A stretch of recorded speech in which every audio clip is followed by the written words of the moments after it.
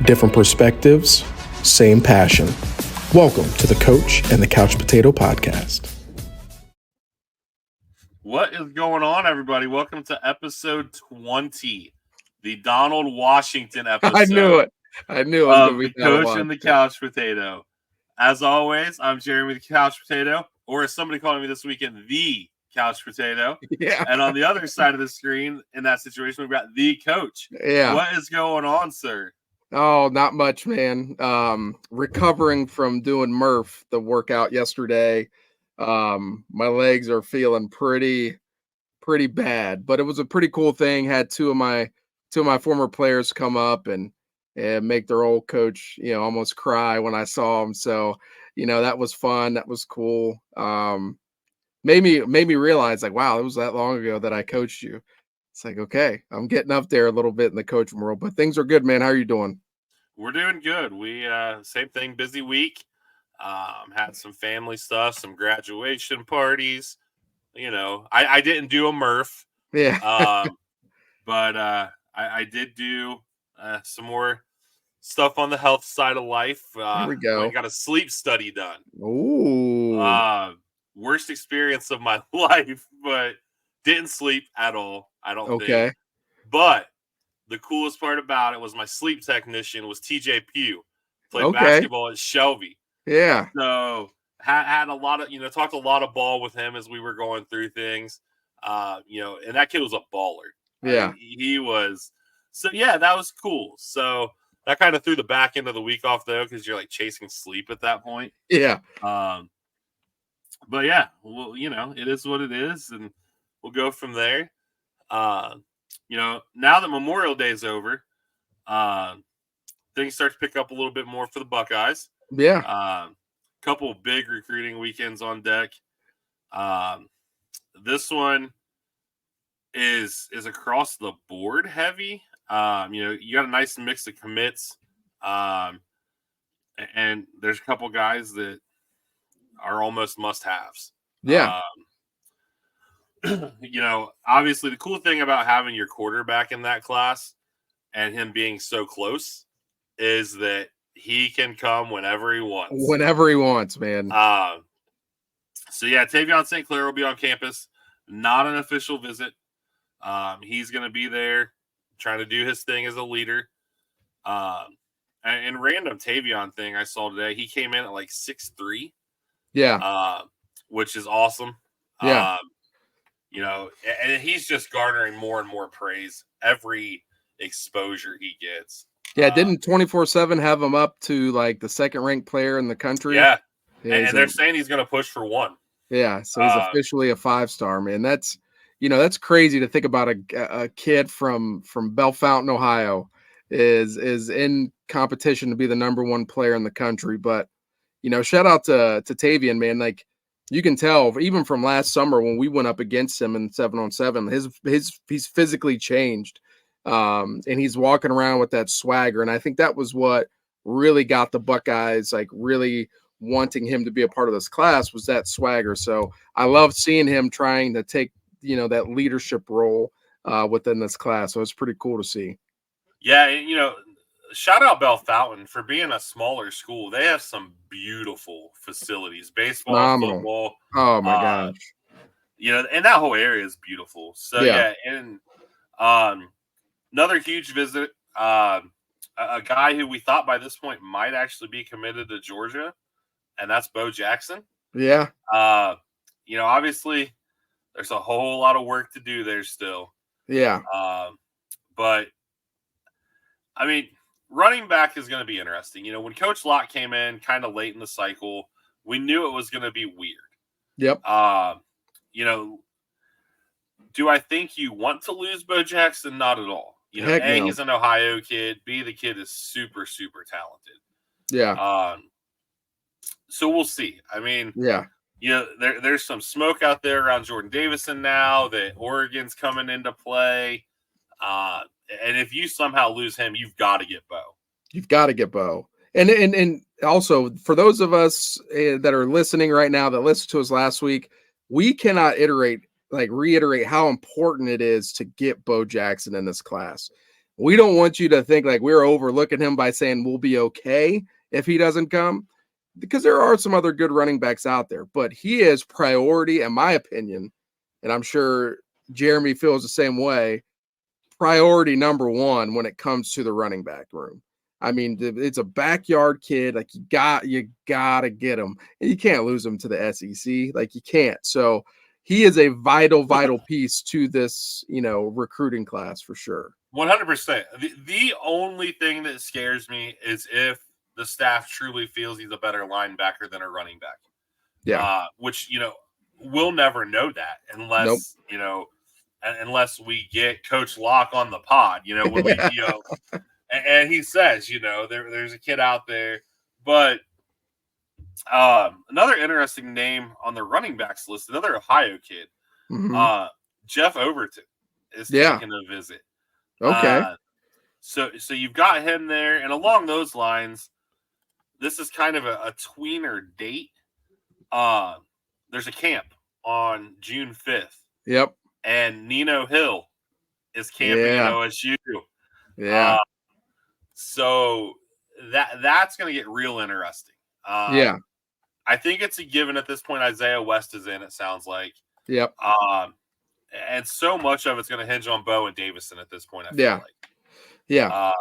But Nino Hill's got some dog in him. I've started watching some stuff. And I've been telling you, man. I've been telling you that kid, there's just something about him. And this is my thing. If we miss out on Bo, and I don't want to miss out on Bo, we've got to find a way to get an Ohio kid in the class.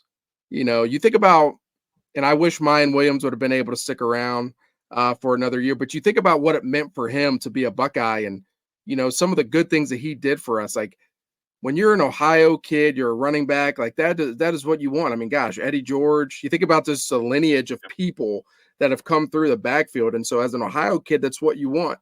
And I'm telling you right now, if we get a Nino Hill, we get a Jeff Overton, we get some of these other guys that may be lower rated, like they are going to come in so hungry and wanting to be, a part of some of the things that, have come before them. You look at Sam Williams-Dixon, like you could just tell he's physically changed his body in that short period of time that he was here. And the way that he ran, he put himself in the conversation to be the third running back after 1 year. And I truly believe part of that is because he is from the state of Ohio and he knows 100%. what it means to be, a Buckeye here in Ohio. So, I think if we miss out on Bo, I do think there will be a push for Nino. He's a monster. He's a huge kid and he just runs hard. He plays with that swagger coming from a great program in Canton McKinley. Everybody knows one of the most well-recognized programs in the country. So, he's going to come in battle tested. He's going to come in and understand what big time football is. He's a part of the greatest rivalry in high school sports, arguably with Canton and Massillon. My dad still talks about going up to those games when I was little. So, you're going to get a kid who's ready to go. So I'm biased. I would love to have that kid in the class. I think it's great that his name is Nino. I think that's fantastic. And so, yeah, it'd be good. It'd be good to get him. I'm a big fan of him. Yeah. I mean, you have been, thumping for him for a while. Yeah. And you're right. You've got to get an Ohio back. Yeah. Wide receiver on this visit. What wide receiver recruiting is about to get real interesting. Yeah. We hit on it last week. We talked about how Heartline's kind of holding the country hostage. Yep. I think the smoke in the air is we're going to lose Jamie Finch. And you can't get them all. It sounds like he wants early playing time. Yeah. Next year's not the year for anybody that wants early playing time in the receiver group, unless there's not a Jeremiah Smith in this 25 class. I guess we'll word it that way. Yeah. And actually somebody on one of the message boards actually worded it that way, that, these guys aren't going to get the leadway that Jeremiah Smith got with taking the visits to FSU. So I think you see that domino fall. But I think it opens a door for one of these guys that's on an official. I think we get two of these guys right off the rip. Okay. On this visit, you got Taz Williams DeCorian Moore, and Vernell Brown. Yeah. I think if Finch goes to Texas, DeCorian Moore is a Buckeye. Okay. And I think Vernell Brown's a Buckeye. I think after that, I can't think of the kid's name off the top of my head. Big-bodied kid, New Jersey, just goes up and rips the ball out the air. Yeah. So, you start a wide receiver class, that would give us 3 if you get those 2. And I think it's a 4-man class, ideally. But again, lost in the shuffle is Mylan Graham's not on campus yet. Oh, and I just watched some of his clips this morning. Oh my gosh. I think he's just a forgotten kid. I think we just forget about how good he is. I watched him take a bubble screen that he had to make 2 people miss after he caught it right at the line of scrimmage. And then he takes it to the crib 90 freaking yards and runs away from everybody. And it's like, this kid's not even on campus yet. Well, he might be now. He's probably there now, but I'm saying like probably close. Yeah. So this is a kid like you can't forget about him. He will be a monster in the slot. Like he's going to really make those guys like Brandon Ennis and some of those other people who are going to be vying for a lot of that playing time in the slot. He's going to make them work. He's going to push them. And so that's a kid I'm excited about. I'm looking up. Go ahead. Sorry. I'd say I think I labeled him as the most one I'm the most excited to see. Yeah. I don't know how good his team was. I know they were in the playoffs. And like I've said before, we drive by their school on the way to my son's college. Literally, right? I could hit a pitching wedge to the football field. Yeah. And, super nice field, nice school. But I don't know how successful they are in Indiana. Yeah. So, yeah, I'm excited for him, though. Yeah. And I just put up some of these guys' 24/7 profiles, and I'm looking at Vernell Brown, and Vernell Brown, he's crystal ball to be a Buckeye right now. This is a kid who we haven't really recruited this type of player outside of Brandon Ennis. It's that smaller guy. He's listed at 5'11", but some people actually say he might be a little bit shorter than that. He's just a kid that you get the ball out into space right now, and he's going to make you look silly. And this is a kid like that's something that I think, after Emeka leaves, you got Brandon Ennis, you got Mylan Graham. I think you need to continue to add more of those guys who are mainly people that play in the slot. I think that it can't be, understated. You look at the success of somebody like from the team up north, Roman Wilson, and some of the things that he was able to do, like he was able to go out and have 750 yards receiving, and he was able to do a lot of things in the slot. And so the more guys we can get on campus that fit that mold, the better. And Vernell Brown is really good. And the kid from New Jersey you were talking about, his name's Quincy Porter. Yes. And the team, and he's 6'3", 6'4", 190 pounds. He's from New Jersey, and the teams we're battling for are all, Midwest teams. The team up north, us, Oklahoma, and Penn State. And so, that is a very real possibility. And I think, like you said, getting 2 of those 3, I think, let's say we do miss on, our top dogs, but we end up with Vernell Brown and Quincy Porter. They're both very high 4-star kids who are very, very talented, who fit 2 completely different needs that we have in the receiver room as well. So again, there's been some people on Twitter saying some things about Coach Hartline, and we can't miss out on these guys. And listen, if there's one guy that deserves some leeway, it's Coach Hartline. Like, he has always come through. If we miss out on some big name guys, he's gone out and got some high level guys. And I said in the last episode, that 22 class, I don't care what anybody says, that class is talented. They just got stuck behind some guys who were more talented. And they got stuck behind guys that said, hey, I'm going to stick around for my senior year. And it's a tough situation to be in. So, Vernell Brown and Quincy Porter, if those are the 2 that we end up with, man, like, it's still a pretty good receiver class, in my opinion.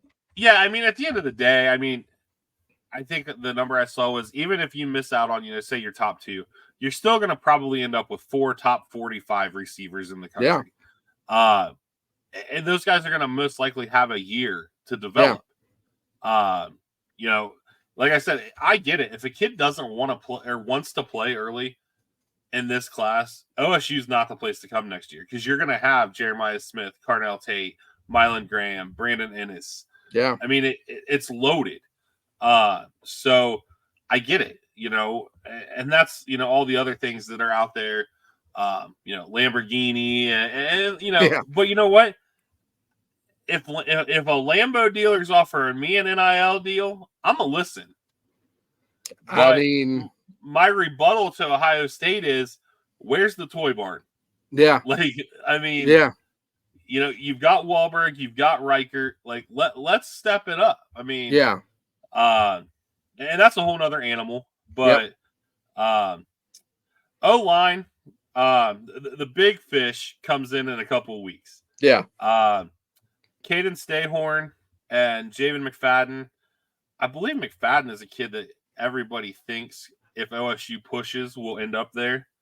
And O-line is kind of in a holding pattern, though, because you're waiting on David Sanders. Yep. You want to see what happens. You have made such progress with that kid. Yeah. And, you feel like for the first time in how long that we are on the brink of getting that big tackle. Yes. That everybody wants. Real quick to revert back to receivers, though, and you can answer this, obviously better than anybody. I think what gets overlooked a lot of times in receivers, and Ohio State's been guilty of it too, because you had guys like Olave and Wilson who could be an X, a Y, a Z, whatever. Yeah. The need for a true slot guy in today's game is extremely necessary. Am I wrong? In my opinion, it is an absolute necessity to have an elite playmaker in the slot. I will take it back to, high school level. Obviously, that's where all my coaching experience comes from. But I look at our offense last year. Everybody knows Finley. We have Ryan Montgomery. We're 5 wide. We spin it. We do a lot of these different things. We had an outside receiver in Javante, who was a 1,200-yard receiver. We had another outside receiver, and, he was basically our tight end, our move tight end, who probably had like 500 yards receiving, nothing major, but he was 6'4" and he was a threat. We had a kid start to develop on the inside, and Jacob Ragland. And once he started developing the slot, now everything opened up for our guys on the outside. When people started trying to take away Javante, they also had to worry about Jacob here in the slot, who had become pretty elite and almost had 1,000 yards receiving, and he didn't become a full-time starter until week 3. And so once we had that ability to affect you on the outside, and we can affect you on the inside, and we can affect you moving laterally as well, it was lights out for a lot of defenses. And that is extremely tough as a defensive coordinator. I want to take away the big fish on the outside. You know what I mean? If I'm playing Ohio State right now, when I'm thinking coverage-wise, I mean, look at who we're going to have to defend on the outside. You're going to have to worry about Carnell. You're going to have to worry about JJ when he gets in. You're going to have to worry about Emeka when he's on the outside. Those are guys that we're going to have to take away. Who do you want to live with beating you? That's what we have to decide as defensive coordinators. If Brandon Ennis is the guy that beats us, then great job. If Bryson Rogers is the guy that beats us in the slot, then great job. And so the better you are in the slot, you can carve out such an important role, and it makes the passing game, it makes the lateral run game so much more effective. You look back at teams like Clemson with Hunter Renfrow, or you look, even more recently at Georgia with Ladd McConkey, who could play on the outside, but on the inside, he was a menace. It allows those guys on the outside to do their thing, and it's hard to really, all right, hey, if you're going to try to take away the outside with 2 guys, don't forget about this guy, and I'm going to take my mismatch every single time. And so, having that elite slot player or somebody that is just a monster going to be hard. It's hard to give them two-way goes. Man, it's a nightmare for defensive coordinators. And so Ohio State, I don't want to say we've been lacking in the slot, but somebody of that, Curtis Samuel type role, I don't think we've had. And you look back at the success that he had, whether he was in the slot, he could go in the backfield and do different things like that.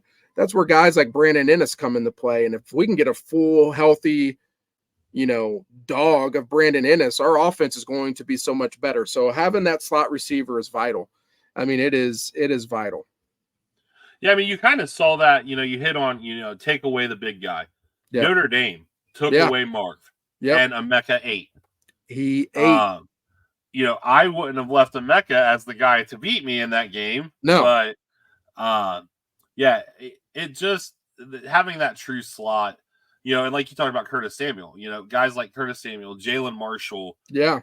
And those guys are also threats in the lateral running game. Yeah. Not a true H-back, but, they have that potential to break something.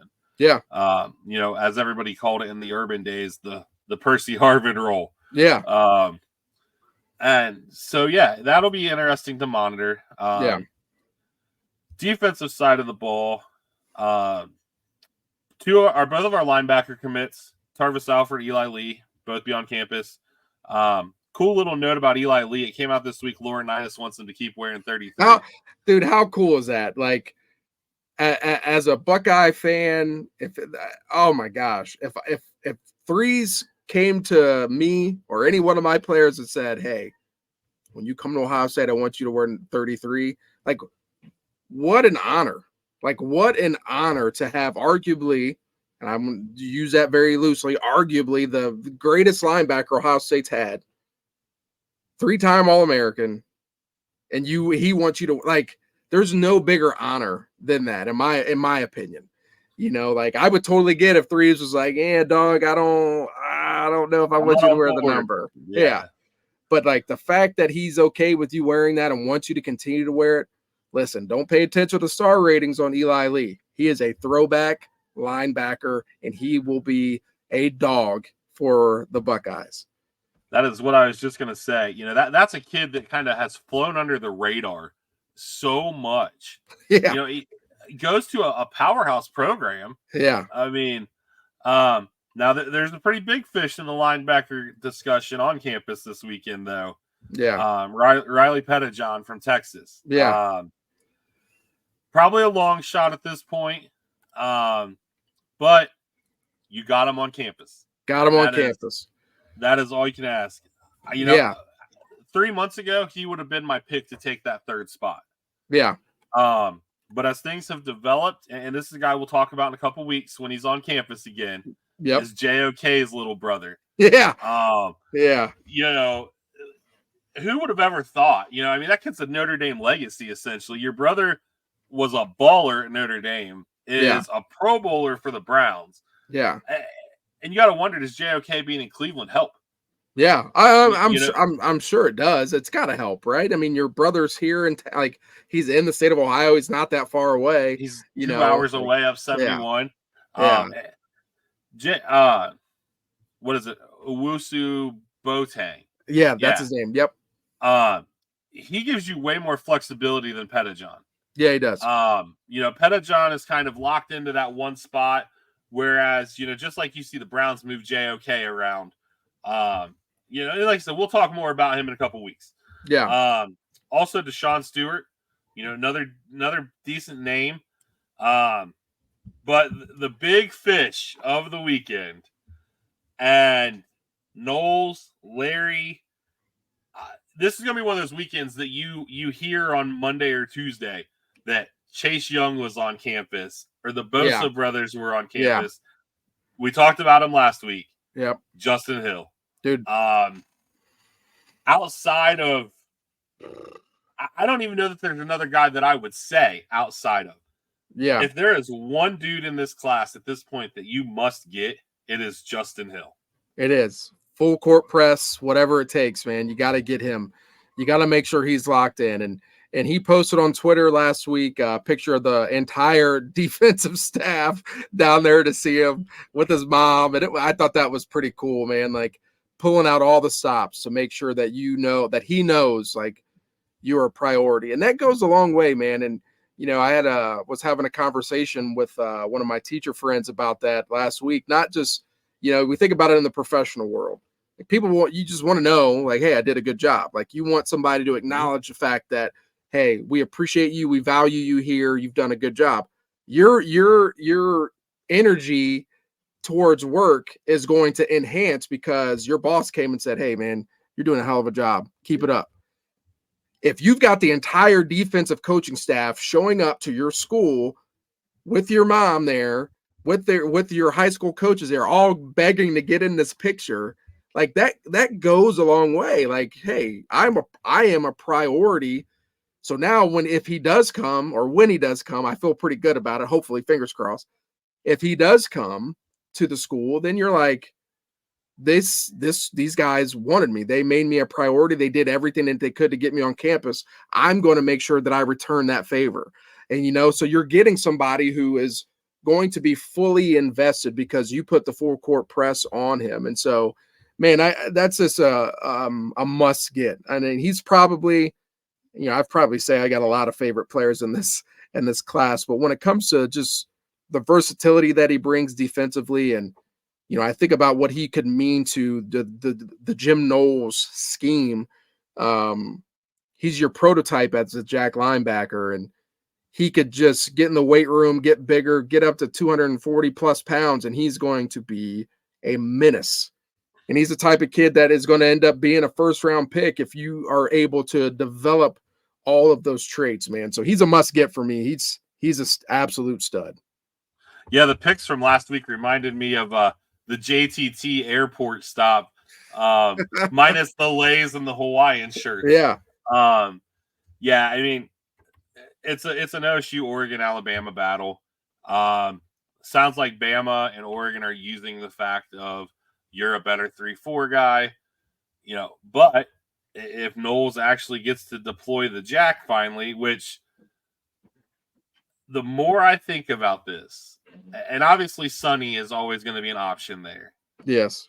But Arvell Reese is built to be a jack. Oh, heck yeah. I mean, I don't think people realize how stinking good Arvell Reese is. He's an absolute monster, and he's just one of those guys like, hey, you show up to the game, he's one of the first guys off the bus. You know what I mean? Like, I remember the punter. Yeah. I remember we played Lima Senior, gosh, probably back in like 2015, and we pulled up to Lima Senior, and they had all their freaking just studs outside. They're doing like the beach body workout, like getting the curls in. They're out there with their shirts off, just trying to get swole. And our guys are like looking out the window like, okay, we're in for a battle. And it's like, Arvell Reese is that type of guy that you just are as a physical specimen that you can't really explain how he got the way that he is. It's just something that God gave him. And he is one of those freaks of nature that I think he would be a monster at the jack. I think if you put him at Mike, he's going to be great there. I mean, athletically, I think he can do so much for you. And so, if you have somebody like that, and if you're able to fully deploy that, which, moving forward, I don't see why we couldn't deploy that. Right. There are certain there we can have a whole schematic conversation down the road, which I'm sure we will, but gosh, man, we gotta get Hill, man, and Arvell is going to be a monster this year for us too. Yeah, we finally, the catchphrase with Knowles' defense has always been it's safety driven. Yeah, and we finally have safeties. Yes, we do.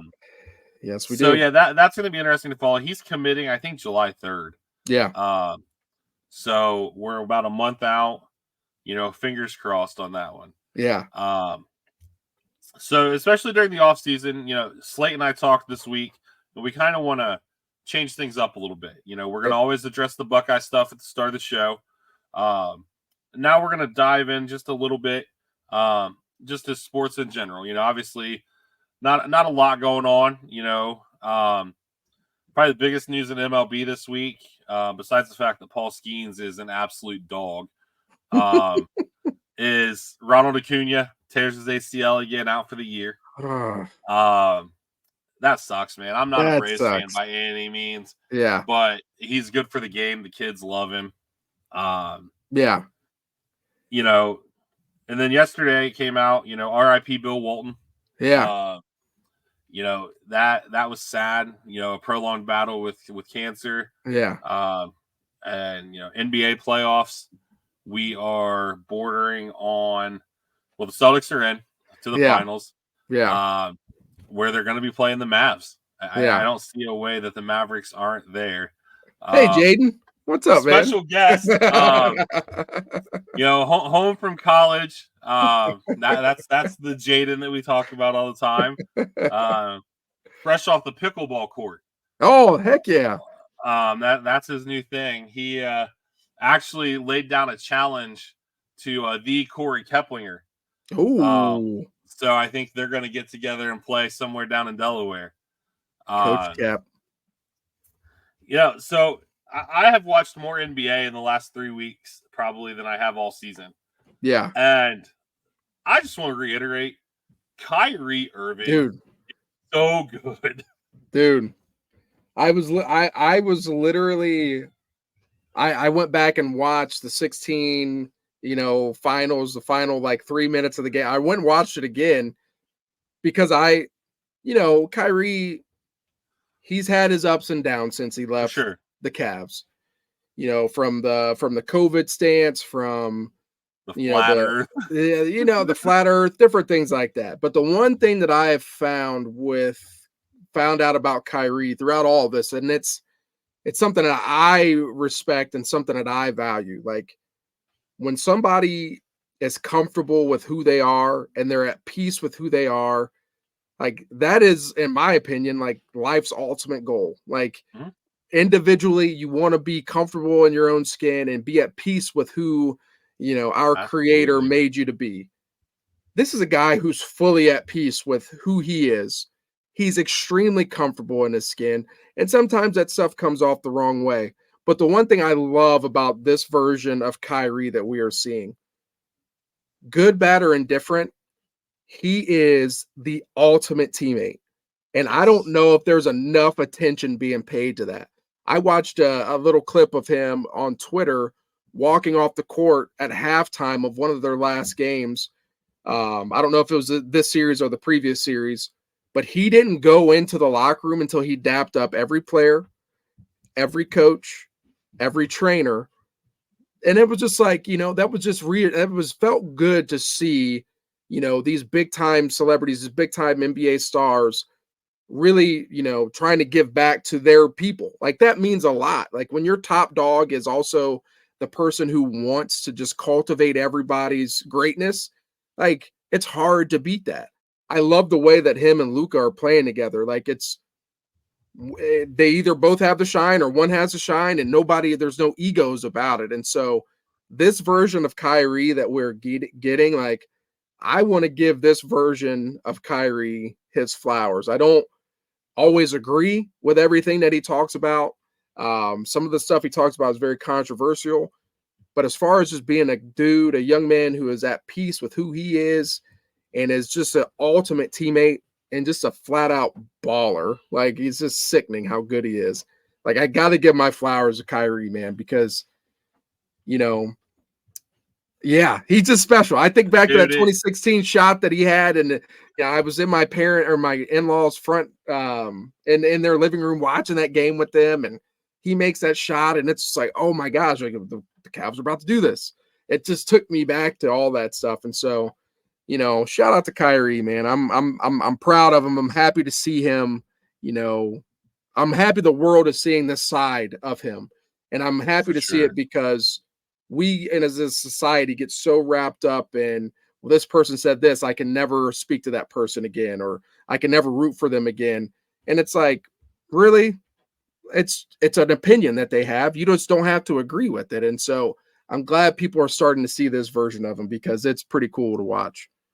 Yeah, for sure. That 16 run, man, that game, dude, still to this day, Jaden still swears to this day that LeBron was at half court and I yelled, "Get swatted."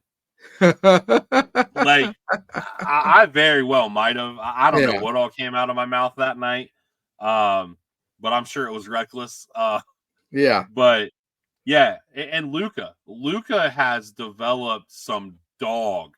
He has. I'm not massive on negative trash talk. Like, I'm all about energy, fire guys up. But I will say, when the defensive player of the year is on you and you school him the way that he did, talk your mess. Yeah. Like, and I thought it was cool that they asked him, you could read his lips and tell exactly what he said. Yeah. And he's like, no, I was speaking, Slovenian. And I'm like, okay, Luka. Yeah. I hope they beat the Celtics. I can't stand the Celtics. I've never been able to stand the Celtics. Yeah. I don't like the Celtics. I don't like the Patriots. I don't like the Red Sox. Yeah. So that'll be interesting to see. WNBA, we got a banger on tap tonight. Caitlin versus Cameron, part 2. Yeah. Caitlin got the better of our girl Brink in round 1. Yeah, she did. She did. But it's still good for the game. It's fantastic for the game, man. And there's so many good things that have been going on in women's sports, this year. Obviously being a father of girls, my wife has gotten me into the women's national team soccer, and we watch that religiously whenever they're on, and to see the things that they've had to fight to try to get equal pay and things like that. Like, I love that when they showed the attendance for the Sparks game the other day, that it was higher than the average attendance for the Lakers game. And I was like, man, that is so cool.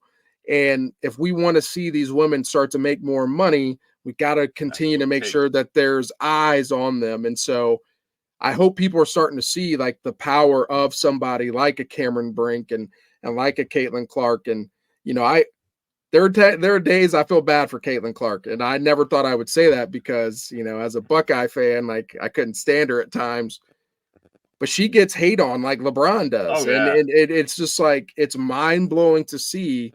And it's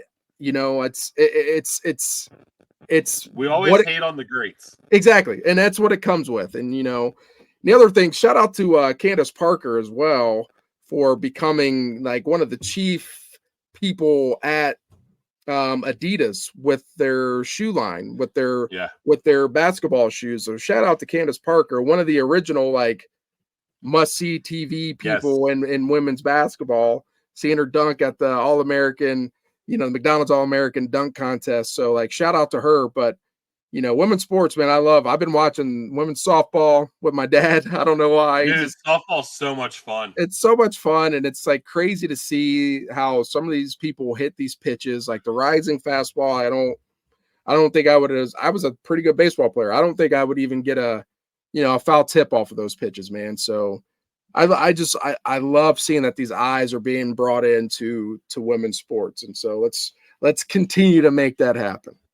My fear is that the Caitlin Clark effect is running thin already. Yeah. On StubHub, I just checked real quick. You can get into the game tonight for $2. Really? 200 level. I know it's not Conseco now. Yeah. But yeah, in Indy, and that's a home game for Clark. Yeah. Wow. Now, granted, she has not been able to replicate Iowa Caitlin Clark yet. But you're in the pros now. Yeah. So we'll see. Just like, you said, Candace Parker doing big things with Adidas. Nike went ahead and they're releasing the Sabrina 2. Yeah. So awesome to see there. So yeah, keep doing your thing, ladies. Yep. Yesterday, I'm by no means a connoisseur of tennis. But again, Jaden and one of his buddies will actually be one of his roommates in the fall. Watch a lot. Yeah. And we may have saw the end of an era yesterday. The guys that you and I grew up, and they were the names. Yeah. Sounds like Rafael Nadal maybe hanging it up. Just because it's not a mainstream sport, we still respect the GOATs around here. Absolutely.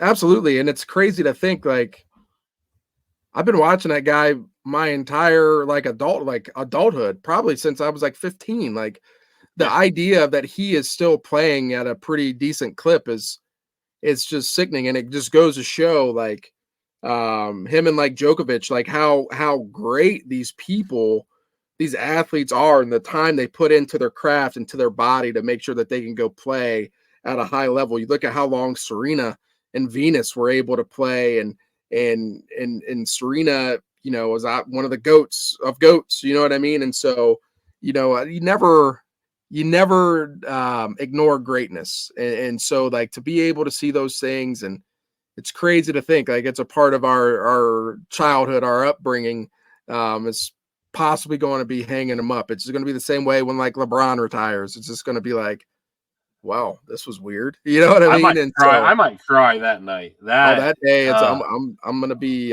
messed up. I'm gonna be messed up when that happens. So, sidebar, last year, our head coach at Findlay, Stephen Adams, and I got very much into the game of tennis. I got my own racket. I sent some clips to our guy, Nicholas Scaris, who's doing in whatever state he's in right now, killing it with the tennis world. He made a YouTube video of my of my forehand, and I was like, man, that was pretty cool. And he was like, man, you got all the tools to be great. I was cracking up, like trying to gas me up. But tennis is a fun sport to play, that's for sure. I went and watched the boys play pickleball last week, and that gets pretty crazy. Like, heck yeah, it does. But yeah, I mean, most tennis players, transition there at some point. Yeah. So kind of next up on our list, as we transition through the summer, we're either going to do coach talk or couch potato talk. Yeah. And we've hinted before, there's going to be memorabilia discussion and NIL or whatever. But the first one, because I didn't realize how early this window got, we're going to do coach talk. Yeah. I was floored when I found out people were running 7-on-7s last weekend already. Yep. So what does this time of year look like now with the earlier 7s-on-7s? And is there good and or bad? I mean, obviously reps are reps. So yeah, man, it's, it's been crazy. So all of this started last year, Ryan Day and a bunch of the other, Ohio college football coaches have really been pushing for the state of Ohio to get up to par with the teams down south. One of the things that you can argue is that the kids from the South come into college much more prepared to play early because they're able to practice and do things year round. They're encouraged to play other sports. They're still able to go out and do track, but there's like a 3-week window where they're able to have spring ball. And so last year, Ohio passed. It was like after the date of May 15th, you could start your camp days. So there used to be a cap, like you can only have like 10 camp days before August 1st, like when two-a-days or fall camp starts. And so now there's not really a cap on that. You can really start whenever you want, and you can really get into 7-on-7s and different things like that. And so right now that time is actually pretty, it's pretty crazy. Try to like jam it all in to 1 week. I think they extended the days of 15. I think I could be drawing a blank since I'm not the head coach anymore. I haven't really paid attention to what the OHSAA has been saying, but I think it's 15 days. So what you see high school coaches doing now is trying to get at least 3 days of basic install of their offense. So for us at Olentangy this past week, we had our first 3 days of practice on Monday, Tuesday, and Wednesday. And so you're able to get the freshmen out there, you're able to get the varsity guys out there, and you're doing like the basic stuff. You will see some teams do 7-on-7s right now. When I was in Findlay, we had a very, very early 7-on-7 with some local teams in the area. It's just a way to get the kids, that are coming off a track season, that are coming off a baseball season, get them in that mindset of, okay, football season is gearing up.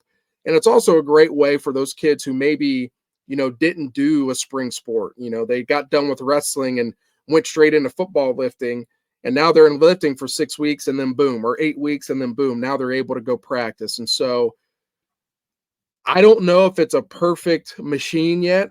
I think there are some things that could be tweaked. I don't know exactly what, but I think coaches feel like because we have this time now, we are obligated to use it. I think what you're going to see moving forward is some very more like drawn out, weeks of practice where, hey, I might practice 2 days this week and 2 days this week, and the other 3 days we're in the weight room lifting. And so those are things that, we're going to be developing because this is all brand new, but there are a ton of positives to it. one of the biggest positives is you get your eyes on the kids that you're counting on to be those depth pieces for you that may be coming into their sophomore year, going into their junior year, who were on JV last year and spent the entire offseason getting after it and dominating and doing things in the weight room. And now you get your eyes on them a lot sooner. So now you can start to see like, okay, this is development that we're seeing. This is where we need to take him in order to make sure that he's a part of what we're trying to build. And so that's one of the biggest positives about it. The negatives, obviously, you get guys who are right now in the state track meets and things like that. You know, the Finley 4x1 team, shout out to them. They qualify for state. Those guys aren't coming to football practice. You know, at Olentangy, we got a linebacker who qualified for state, has a very good chance of being the state champ in the shot and disc. He's not coming to football practice. Obviously, you don't want him to because you want him to go win a state championship. You want him to go do those things, but you do miss out on having those guys around. But you obviously want them to go compete in every single sport possible. So I guess that kind of would be a negative. You're not always going to get everybody there, but I don't think coaches are really going to complain about being able to have more time with the kids. And so that's what it looks like now. And I think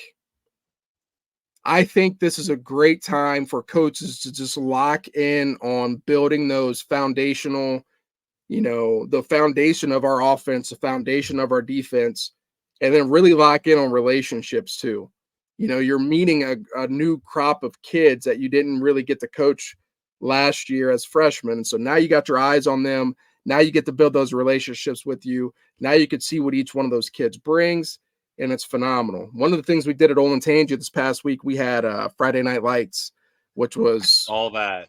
Dude, it was so sick. It was awesome. And, you know, we had like 130 kids there, and we still had like 10 or 15 that were missing. And, you know, those are the things that the kids we're allowed to do now, and they're allowed to be a part of. And it's not, you know, it's not going to be frowned upon. It's like something that we're actually allowed to do. And so just to be able to build that camaraderie, man, it's just so cool. You know, I got roped into doing a 225 bench challenge with my team, and I did it 20 times, and I thought I was going to tear my pec, and that was nice. You know, they were all pumped up, and I'm like, guys, I don't know if I can get up off of here, but that's what this time looks right now. And, you know, typically in years past, you never really had that. You just went into the June and you got your workouts in and you tried to do some stuff afterwards, but you weren't really allowed to have a football out. You could only have 7 guys with each coach, and now you don't really have to worry about that too much. And so it's definitely better for the development of each kid and the coaches as well.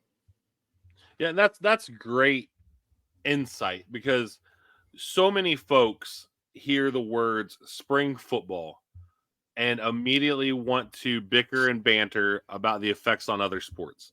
Absolutely. So that is amazing insight. And I hope that a lot of people, you know, that's going to be a great talking point for me to share this episode, because there are people who are massive football fans, but they're like, man, you know, that'll kill baseball depending on the school you're at. Or, well, if it's done right, like, you know, the one example, even for the summertime stuff, you know, 2 years ago, Coach Otterbacher, basketball coach at Tiffin Calvert, used to be at Ridgedale. Mm-hmm. You know, Tiffin Calvert is a small school.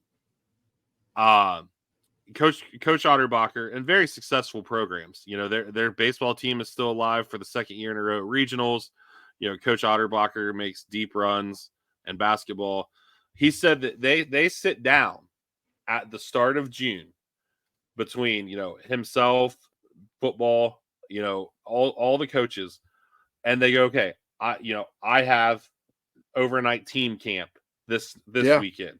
I have 7-on-7 here. I have, you know, I want to do weights this day. That way, they are encouraging the kids to do everything. Absolutely. It's just a matter of making sure the coaches are on the same page. Absolutely. And I'm sure that for you, especially this year, these days are great because you're meeting a new crop of kids in general. Absolutely. It's not just, it's a freshman or an 8th grader that's going to be a freshman. It's, hey, I've not met you yet, Johnny. Like, and that's a part of it that I think I think everybody, oh, well, what's going to, like you just said, what's going to happen with baseball and track and things like that? Listen, I played baseball. I like to think I was pretty good at baseball. You know what I mean? And I'm a baseball guy. I loved baseball. I actually liked baseball more than I liked football. I want kids to play every sport they freaking can. Every coach that I have worked for has always wanted that. They've wanted their kids to play as many sports as they can. They also want to be able to develop those guys who are not playing those sports. And so in the spring, yeah, we may have 20 kids that are doing track, and we may have 15 kids that are doing, baseball. But if we have a team of 70 guys, that means there's another 35 guys that aren't doing anything other than being in the weight room. And so us as coaches are pounding the table to be able to develop those guys. Our track team at Findlay, our track team at Harding, listen, in the spring, if I didn't see them, I didn't see them. We've in June when our basketball team goes to their 2-week camp. Hey, bye. If you can, if you're in town, you can come to lifting. Great. But if you're gone and you're, in whatever city or whatever state playing basketball, hey, go dominate, go do your thing. Just know when you get back here after you dominated that, it's time to get to work football wise. That's all we want. We just want to have that time with our guys. We don't want to take away from any other sport because at the end of the day, we're all serving each other. And if a school is just known as a basketball school and only the kids want to go play basketball, to me, like that's, or if it's a football school and the kids only want to do football and they don't want to play any other sports, to me, that's a problem. Like we should be encouraging the kids. If we're dominant in football, at the second we get out of football season, I want our guys to go be dominant in basketball. Yep. And the second they get out of basketball, I want them to go be dominant in wrestling or track or baseball or lacrosse or whatever those sports are. That makes a high school experience fantastic. And so if you are a part of a program that has a coach that doesn't believe in that, like I am sorry. I am so sorry that you have to deal with that. Like I've never met a coach, and maybe I'm just fortunate and maybe I'm naive to certain things, but I have not met a coach that has ever discouraged a kid from playing another sport. And if they did, then that is not what high school is all about. And so I'm sorry that you had to deal with that. But we want to go bowling, whatever the sport is. We want to go see our dudes go do something. We had a kid that's on the track team right now, that slot receiver I was talking about, Jacob Ragland. He decided not to go play basketball this year. I was upset with him about that. And he was unsure if he was going to go do track. I remember telling him, hey, if you're not playing basketball, you know what you need to be doing? You need to go bowl. You need to go do something. You need to get out there. You need to be doing something, having fun, doing something that is getting you outside your comfort zone.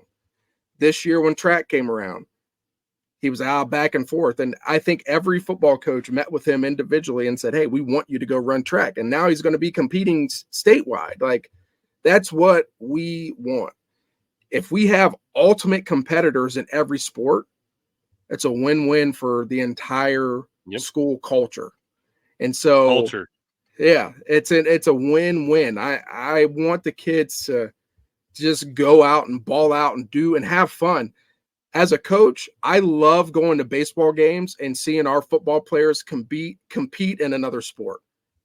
I love seeing that mind shift. Like we have a baseball player. This kid is, football is his sport. He likes it, but baseball is really a sport. Well, I love seeing those guys when it's really something that they really, really, really want to do, because you're going to see a side of them that you may not have seen before. So you want to go see them compete at the highest level.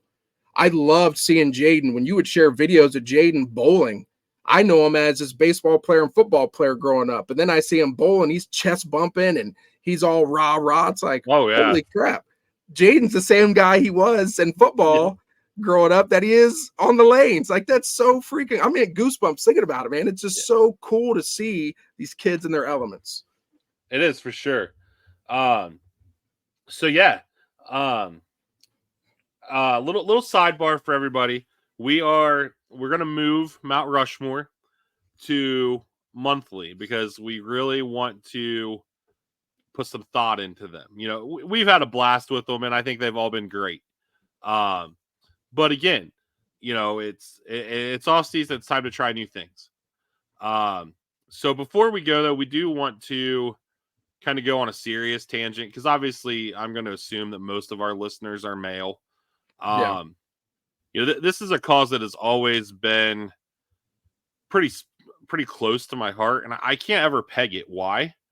I don't know if it's because some of the things I've seen with kids Jaden's age. For you guys that watch on YouTube, he walked back here. He's a 19-year-old kid. He's had classmates shot. He's had, he had a classmate pass away at the Y due to a heart defect that nobody knew about. Fellas, it's okay to not be okay. Yep. And to tie it to the sports world, obviously, because that's what we do. Grayson Murray, PGA golfer, and a successful golfer, not just a guy who goes and tries to make the cut once in a while. This guy's got wins. Made no secret about his battles, alcoholism, depression. Withdrew from the tournament over the weekend, and the next day, it came out that he had passed away, and then his parents later confirmed that it was at his own hand. Yeah. One of my goals in life, and I don't know that I'll ever get to it, is to start a nonprofit with an emphasis on mental health for adolescents and college-aged young men. Yeah. We as men are taught we got to be tough. Yep. But we can be tough and still deal with any demons we've got. Yeah. So, I just want to throw it out there, guys. I don't care if I know you and you're listening, or if I don't know you and you're listening. My social media handle is right there. We have a Facebook page. Yep. If you need somebody to talk to, hit us up. Yeah, absolutely. I just, losing anybody's life at their own hand is one too many. Yeah. So I just wanted to throw that out there. I mean, as a leader of men, I'm sure you have seen some young men that have had issues to deal with.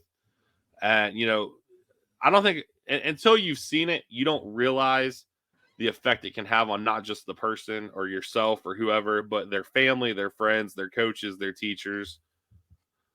Yeah, absolutely, man. And it's a very touchy subject to always talk about, because you never know what somebody's going through, and you don't know what something you say is going to spark something. And so it makes it very difficult to talk about. But, having been coaching and teaching for a while, I've been exposed to some different things, some different thoughts that certain kids have. And it's not, it's a tough place to be, because you hope you say the right thing that makes them think like I matter. You know what I mean? And not me personally. I'm talking about that kid. That kid matters. And so, like, when you go home and you don't know, like, that's tough. And, in this day and age with communication with kids and things, like, you can't just pick up the phone and call them or text them. You know what I mean? And so there's different things that you have to do to go through that. But, that is something that, as teachers, as counselors, as people in the school districts, like, we are often tasked with. Obviously, we are mandated reporters. So if somebody comes in and said they had certain, ideologies or thoughts in their mind, like, we have to immediately report that. And if we don't, we could get fired. We can get in trouble for that. And I think that's the way it should be. Absolutely. And so, this topic hits home for me in that realm, and it hits home for me in, another realm as well. For those, many of you guys know me personally, like, I've never shied away from things that, that I've gone through personally. And it's not a fun place to be. And I was one of those guys who struggled and needed help and never asked for help. And I can tell you one thing: going to therapy was the greatest thing I've ever done, outside of marrying my wife.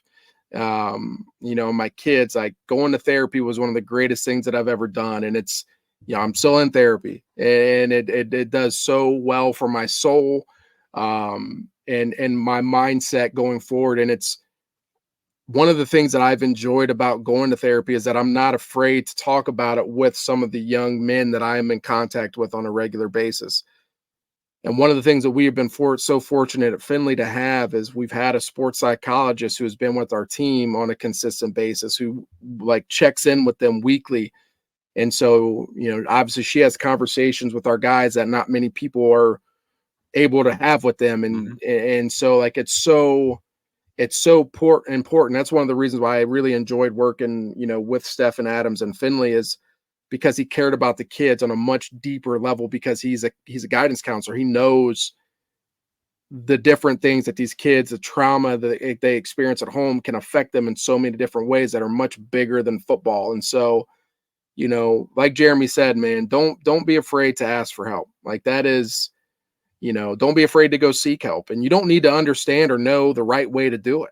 Right. Yeah. Like, I literally got on Google and was looking for therapists that would fit, what I was going through. And I met with probably 3 or 4 of them until I found the right one. Like, whatever it takes for you to keep moving and to keep, wanting to better yourself, both mentally and spiritually. And, that's I can't stress how important that is. And one of the things that, they showed with Grayson Murray in his one of his interviews this year, he talked about how he is just so blessed that his family still loves him. And it's like, your family is going to be more upset if you don't go seek the help.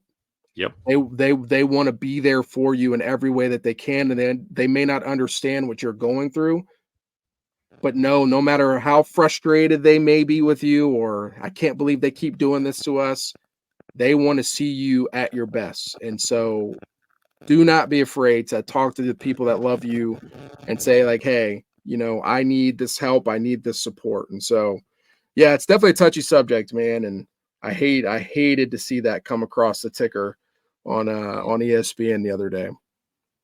Yeah, it just, I mean, like I said, it's always ring close to me. And like, even when Jaden's away at school, I'm sure he gets annoyed because, once a week, once every other week, I'll just text him and I'll be like, hey, you good?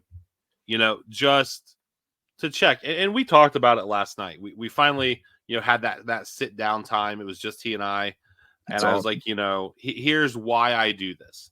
Not that I ever worry about your mental health being in a bad spot, but I want to make sure that if it is, I'm there.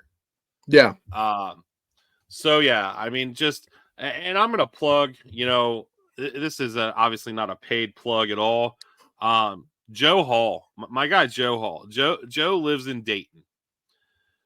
2 years ago, I think Joe walked from Rehoboth Beach, Delaware to San Francisco, California as a mental health. He had a buddy whose child committed suicide. Yeah. So, and since that walk, Joe has now taken it a step further, has become a nonprofit. Joe is 2 weeks ago embarked from Dayton. He is now walking the Continental 48 and going to every state capital to talk to lawmakers about mental health awareness. Good for him. He anticipates it's going to take him 3 years to do. So shout out Joe. I mean, absolutely. On this topic for sure. And like I said, we don't get serious around here too often, but I felt like, we needed to dive into that. Yeah, for sure. On a much lighter note for this week's shout out, I'm going to shout out a kid named Griffin Bruns. Okay. He will probably never hear this, and that's okay. Griffin is the center fielder at Marion Local High School. Okay. If you have not seen this play last week, it went viral. Kid hits a blooper over the shortstop's head. Griffin is the center fielder. Well, there's nobody covering second base. So the batter runs to second. Well, lo and behold, now there's nobody covering third. So he runs to third. Well, the catcher had came to cover third, so now there's nobody at home. The center fielder runs all the way to home plate and tags the kid out. What? Yes. True story. I have shared the video on social media. Yeah, a center fielder tagging a kid out at home. Okay, I gotta pull this. I gotta find this and share it with everybody because this is. I think I got it. Let's see if I just share my screen. Where do I? There we go. Present. Share screen.